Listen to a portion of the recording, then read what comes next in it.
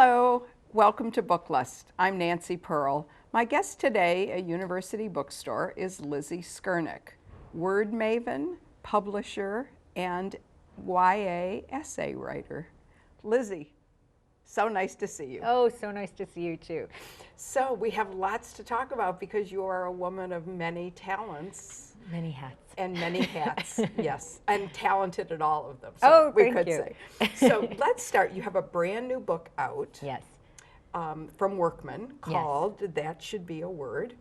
And tell us what that is.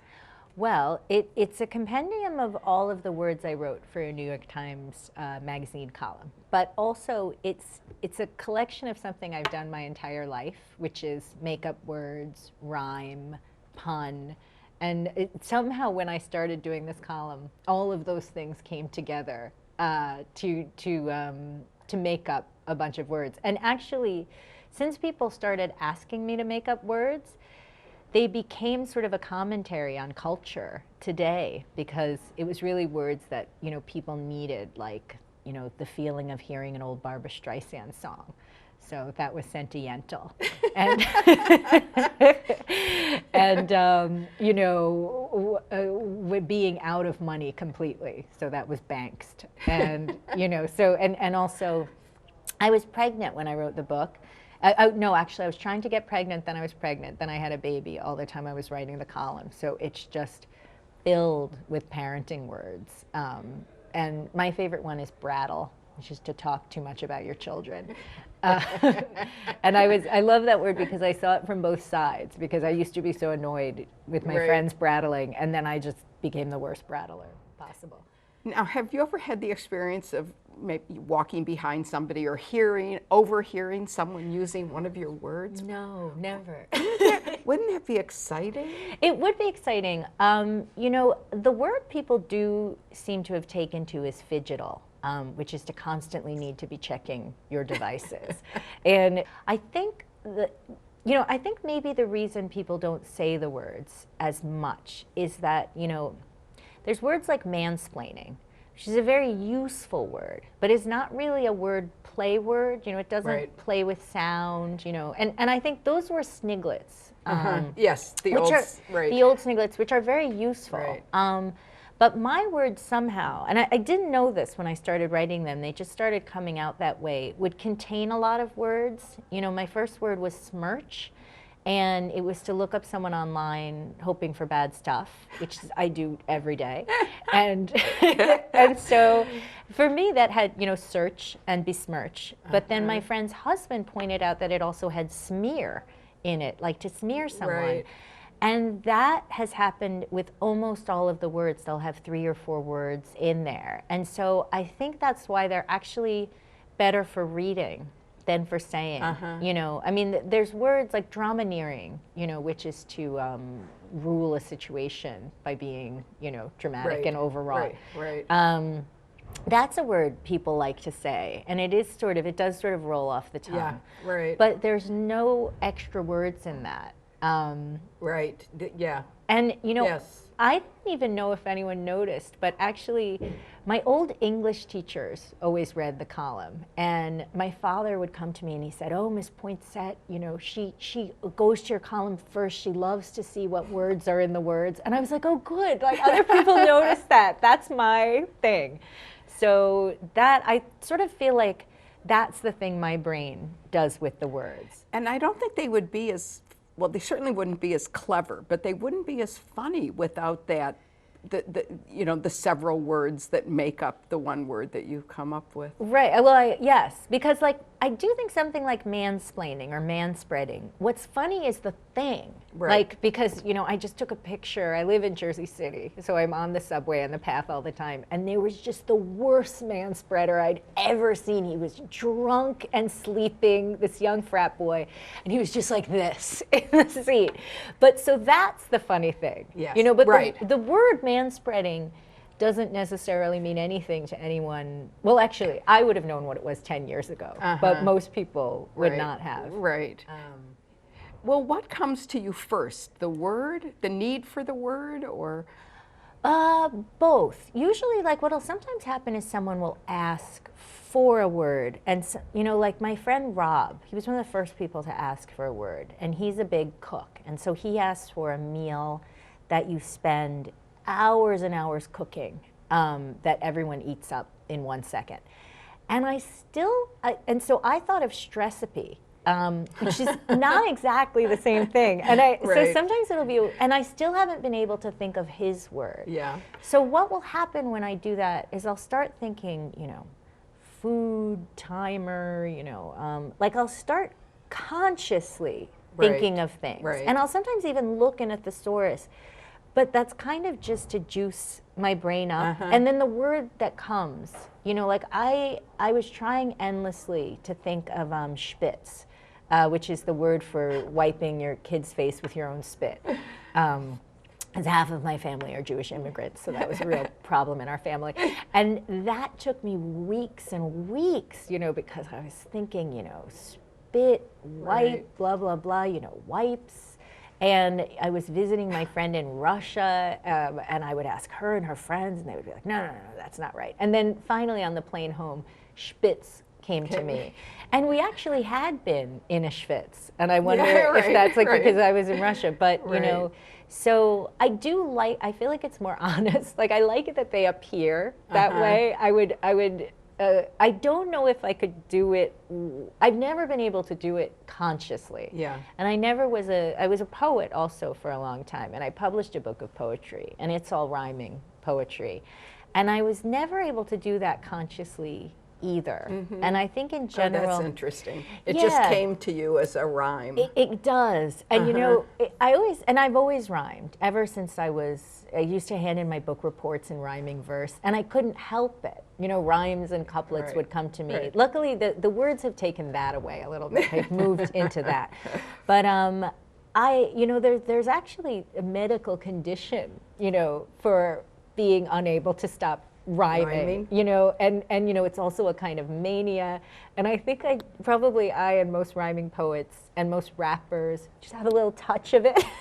So on the spectrum. On the spectrum of that. Toward mania. Yes. I mean, I can talk entirely in rhyme. I'm not going to do it now, but I can't do it, you know, like my sister-in-law's brother is a freestyler, and he can literally just, like if he were here, he could do, if you said you were a librarian and told him your name, he could do an entire rap at you. It was brilliant about you. I mean, it's scary to see, actually.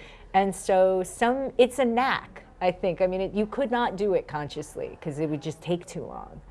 Well, I was just thinking of Stressipy because that's would be very useful in my life, because what I frequently do is I am looking for something to make for dinner or something, and I'll look at a recipe and then I'll just say, oh, no way can I do that. It's way too difficult. Exactly. You know? It's a Stressipy. It's a Stressipy, right. You know, which is also something, like, let's think culturally that's new. Because Julia Child was, let's say, maybe the first person to spread recipes. You know, in America, it was always sort of, you know, Ritz crackers pie, depression recipes. She was the first one to do that. And now, of course, you can, I mean, no one needs to buy a cookbook anymore except for the pictures. I mean, I still do. But, you know, you can look up millions of recipes. So, you know, and maybe that's also true of these words, like stress and annoyance are part of our lives in a way that they weren't during, like, the Dust Bowl and segregation and go beyond. Like, you really needed all of vaudeville to take care of that. But, you know, the little sort of minor things that we have to worry about, they are easily taken care of in one word. There's interestingly enough to me, there's a book that came out a few months ago that has a series of untranslatable words with translations. And there's an illustrated version of it, and it's very clever. So it's not, you know, like we have Schadenfreude. You know, it's like the quote I always like with that is, it's not enough to win, but your best friend also has to fail. But then there's an untranslatable word from German, I think, that means the annoyance you feel when somebody gets when a friend or somebody gets an award that you think that maybe you should have gotten. Right. Oh, I'm or very something familiar like with that. Yeah, right, right. Aren't we all? Well, I like that sometimes about the German words, because I was raised speaking a little Yiddish because I went to a workman's circle shul that, and they're totally atheist, communist, Right. but you learn Right. Yiddish and like partisan songs. Yeah. And so when I went to Germany, but I also used to sing lieder. So when you do that, you have to, your voice teacher will make you translate it, before you sing it yourself. And this was before the internet. So Right. you really had to get out a German-English dictionary and look at other Wow. songs and Yeah. speak to a person who spoke German. And I always love that about the German ones, because Schadenfreude is just literally joy in pain. Joy in pain. Right. It's like they're always so Yes. specific, those things, And Yeah. they're like when you have something like Yiddish, which just is so onomatopoetic and plays, but in German it's just sort of like, here's the exact translation of what I am speaking about. And it's funny because those languages go together, but it was as if Jews really needed to do something very different with the language from what Germans needed to do. The other project that you're currently involved in is republishing out of print children's books and books for teens. Yes. Which is very dear to my heart. So tell me about that.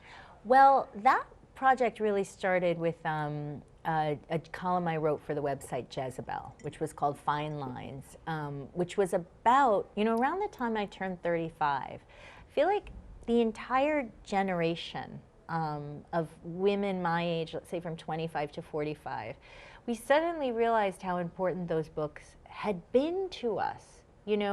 We knew they were important, but it would be like suddenly you'd be walking along thinking of something from Jacob Have I Loved. Right.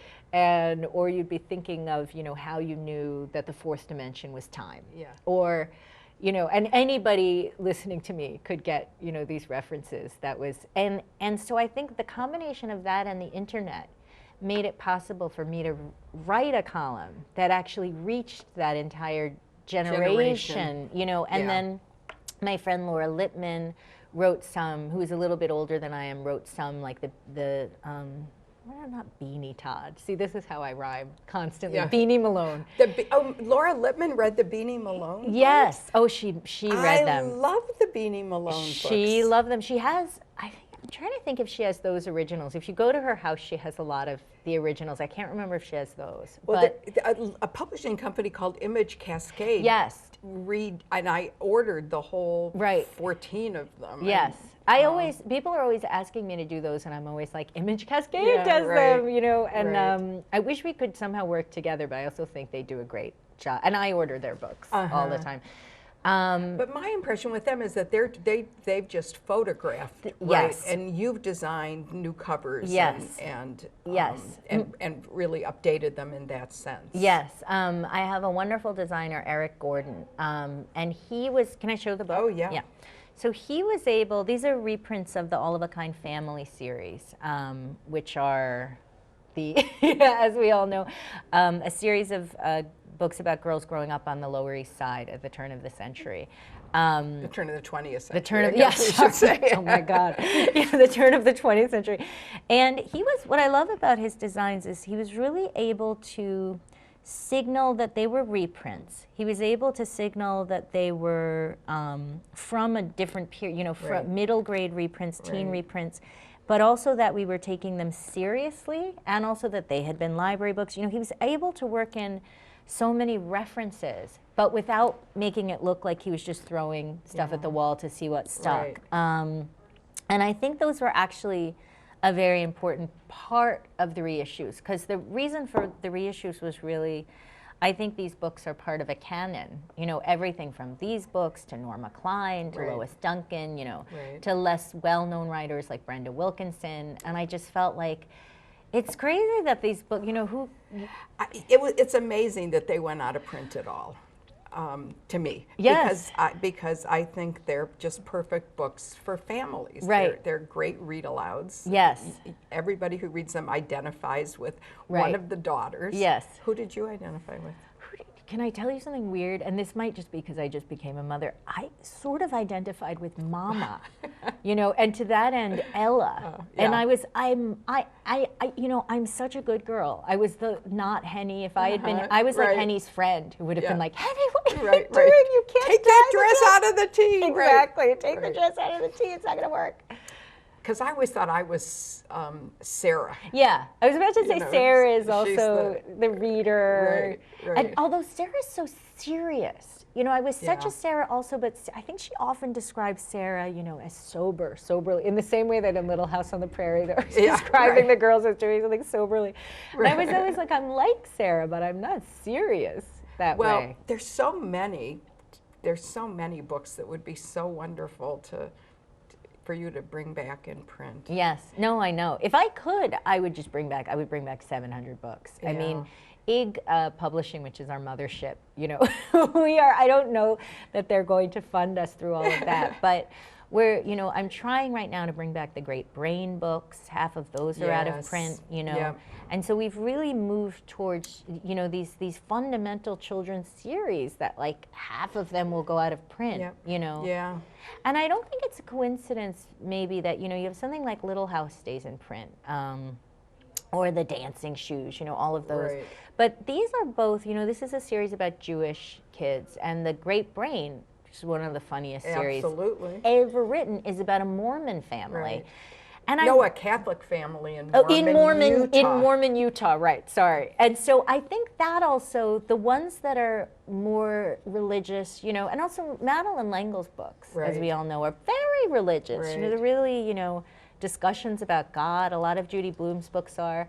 But, and I'm a huge atheist, but I wonder if that is not something, you know, that people talk about as much, that those books that have like that, you know, even though we want to talk about that stuff, but no one sort of wants to assign the books that are actually totally talking about it. Right, or living it. And then there was Ludell, you know. Did you get a chance to read Ludell? I did, right. Which, you know, is about the civil rights movement, really, about a girl growing up in the South. From the point of view of a young African-American girl. Yes. Ludi. And then that book, I was shocked that book went out of print. You know, if you look on Goodreads or on Amazon, it's one of those, and a lot of these books have that. They always have all 5 stars. Any site, and they say, it's a bunch of women saying, where is this book? This is the greatest book. It was so important to me. And you'll just see, why is this book out of print over and over again?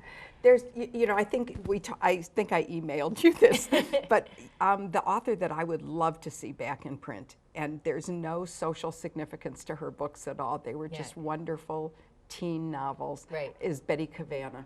Oh yes, one of the most fun things about this series was actually tracking down the authors, because some of them, like we're working with Richard Peck to get his Blossom books back in, and you know, the ones from New York, you just open up the phone book and they're right there. And you know, that's how I called Ellen Conford, just called her right up. Called up Emmy Kerr, called up Sandra Scapatone. But, you know, Brenda Wilkinson, and we're trying to get The Pink Dress back into print. Yes. Some of those, they were, I mean, we went through a million different heirs and families, and the internet wasn't always necessarily helpful, you know. I would call an agent, and they would say, oh, I think that was taken by this daughter there, you know. Norma Klein's daughters, I found, and I wasn't sure if it was them. And then it was very interesting. I found that one of the daughters on the web, and she just has Norma Klein's face. So I said, oh, this is good. This is great. Found her, you know. With the pink dress, that's Anne Alexander. Yes. Have you moved ahead? Have you found We found there are many heirs on that. She has a number of children. And they have sort of the rights are just in dispute right now. Once it gets to heirs, you know, if the author's there and you say, I mean, I remember with Emmy Kerr, I called her up and I started to introduce myself, and she was, you know, I started to say, you know, I've written about you. My name is Lizzie Skurnick, just to not jump into it like a crazy person. And she said, could you please, get to what you're talking about? And I said, but, I'm sure I'll be like that. Wow. And I said, I want to republish your books. And she said, and then she waved away. There was someone trying to pick her. And she said, it's business to this other person. And, and then she said, yes, right away. We sent her a thing. That's always how it goes with the author. But with heirs, it's like, it's not the same. An author just wants to be in print. I'm always trying to tell my family, if I ever go out of print, you can let someone Xerox it. I don't care. Keep me in print. But heirs are always like, oh, the memory, is it going to be the right person? Is it going to be this? And, they're looking at it from an emotional, familial point of view, and not from the point of view of the author as a writer. Do you think that those of us who want to see these books back in print, and those people who are trying to see that happen, how much of it is nostalgia, do you think? Well, I don't think, this is my thing, I don't think any of it is nostalgia, because I do have nostalgia for things. I sort of have nostalgia for the 80s, and I have nostalgia for Twinkies, and I have nostalgia of our pre-Reagan, world, and like, what are those things, like Safe Child House thing? There's certain things that our world doesn't have that I'm nostalgic about. But these books, I think, were really fundamental to, our intellect. I learned about relationships from books. I learned about marriage way before I was supposed to. I learned about, the complex things. I learned about feminism, history. Often I would realize when I was growing up, oh, that was something I know because Sally, J. Friedman had to deal with it. That was the lady drunk on the couch, whose husband wasn't there listening to old records. Okay, like I've seen drunk parents on the couch after a divorce, or after, I think her husband had died, had just, I don't remember. he had flown the coop. But I'm having mom brain for a second. Oh yes, but not nostalgia. I think it's really, a different thing. And I always wonder also sometimes, the whole time I've been doing teen work, which is now, 10 years, if you hear teen, and a little less so nowadays, but if you hear teen books for girls, then people always think, oh, bubblegum, boys, blah. And if you look, most of these books have nothing to do with boys. It's actually hard to find a book from this period in which the male character wasn't, there are boyfriends, period, like Jules is in there. Yeah. He's not, if you took him out, he'd live, the whole thing would be fine. And so I also think that was important about those books, that these were really books about girls. Not everything is as serious as Island of the Blue Dolphins, but that's a good metaphor for what they are, alone, figuring out how to live with the tools in front of them, whether it's a comedy or a serious tragedy or anything. And so I don't know, there were other books I read then too. I read like Nicholas and Alexandra when I was young. I'm sure you were the same. You just read everything on your parents' shelves. And those were important to me in the same way. And I'm not nostalgic about them. And so, I don't know. I'm nostalgic about like the Sunfire series. But I would actually love to bring back the Sunfire series. But no, not so much. I think it's more that they were important. Yeah. So I just read a wonderful new teen novel, which I'm sure that you've read too. I'm not sure I have. Well, it's coming out in May, and it's by Margot Rabb. Oh, I love Margot. It's called Kissing in America. Yeah, I have not read it, but Margot is a friend of mine. Yes. I just thought, it's so hard these days, I think, to find good, realistic teen fiction, because we're just overwhelmed with fantasy. I know. And I love fantasy, but sometimes I think enough is enough. And The Fault in Our Stars, in many ways, Kissing in America, to me, reminded me very much of The Fault in Our Stars, not subject-wise at all, but just the realistic emotions that she does. And I had never read any of her other books. Oh, she's wonderful, so that's great what writer. And she's in Shelf Discovery. She contributed an essay to the book. She did? She did, okay. And I'll look it up. Her teen stuff is great. Her adult stuff is great. No, I know it is hard to find. Even John Green, I wanted that book to not have cancer. I was like, can we let's write this book without that, even as a plot device, you know, and see what's going on. Or with something like The Cat Ate My Gym Suit, where it's just that a teacher is getting fired. But that is actually a huge story about America and leftism and, conservatism and, Yep, yeah. And so they were able, the books from that period, to take a much smaller event and talk about the entire world with it. Whereas I think the dystopia and the fantasy now take an enormous event to try to talk about a small thing. Yes. Like, I think you're right. Mockingjay is to talk about romance. Not that there's anything wrong with Mockingjay, but like it's not, I don't need all of that to learn about fear, yeah, or standing up for your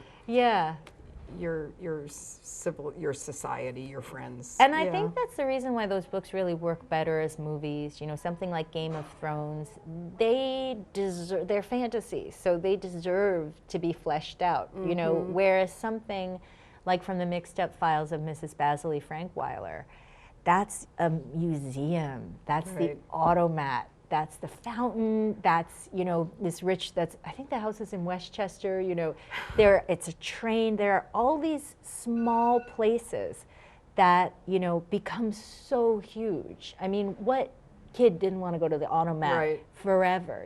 Forget being in, like the automat is frankly much more interesting than having to kill your peers in a huge thing and be like in a tree. It just is, but it's not. And I wonder, my friends' daughters don't always necessarily like these books. I'll be like, oh, did you like The Witch of Blackbird Pond? And they're like, they like the fantasy. And I actually think I was really left alone with my reading. And I'm sure you were, we got to read hundreds of books privately and no one bugged us about them.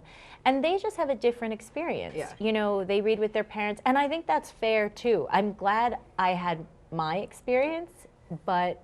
And I think it's even more than reading with their parents, but I think that's where the whole internet comes in, and the whole crowdsourcing and and wider reach of marketing and things like that. So I know. I wonder, do you get to be a bookworm anymore? I know. I thought of a word for this actually because I've been doing it so much lately, which is talking about how things used to be better in the past, which is to fossilitize. Oh, fossilitize. Oh my gosh, that is me. I know. I'm the worst. Prime fossilitizer. I'm the worst fossilitizer. And they must get, I love it. I'm like, they must get something out of talking with their parents. But I wonder with Javier, my son, I already see signs in myself of just being like, well, he likes this, I don't. I'm gonna. I mean, I'm sure I'm gonna let him be private to the extent that it's gonna seem bizarre and neglectful. Just because that's that from your experience. From my experience, that was such a special thing to me, and having to share my books. I mean, my mother. This is a good example of my family. My mother, I think, when I was 10 or 11. Handed me Tess of the D'Urbervilles, because she's a physician now, but at the time she was an English professor, and that was her favorite book. She loved Hardy. And then she gave me Jude the Obscure. So, but I just read them by myself. And then she took me to see Tess, Roman Polanski. Yes, with Nastasia Kinski. And so parents were obviously very different. She was like, you need to read this book about a hanging. A betrayed woman. A betrayed woman, Well, Lizzie, it has just been a delight to talk to you. Oh, it's been wonderful. To hear about all your plans. I could do this for 4 hours. Me too. But good luck with everything. I can't wait to see what's going to come out next from you, any books. Yes. Oh, thank you. Thank you so much for having me on. You're welcome.